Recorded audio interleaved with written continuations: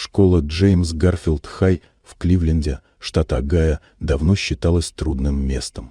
Особенно тяжело приходилось новым учителям. Почти никто не задерживался больше месяца. Проблема была не в учебной программе, а в троих старшеклассниках – Заке, Райане и Джастине. Они не просто нарушали дисциплину, они контролировали атмосферу. Директор предпочитал не вмешиваться.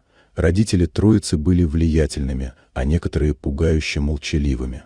Когда в школу пришла новая учительница литературы, никто не обратил на нее внимания. Очередная временная. Ее звали Эмили Рейнс. Молодая, внешне мягкая, но в ее взгляде не было наивности, только холодная решимость. С первого урока она отказалась заискивать или убеждать. Она заявила о правилах и больше не объяснялась.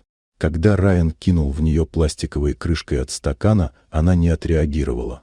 Через минуту он увидел себя на экране, запись с камеры, которую никто не знал, что она установила. Он был ошеломлен.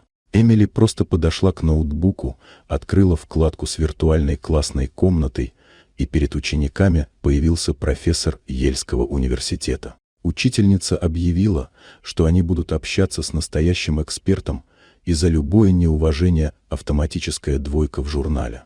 После нескольких подобных ситуаций троица поняла, их методы здесь не работают. Когда они попытались поджечь ее шарф в раздевалке, запись с камеры оказалась у директора.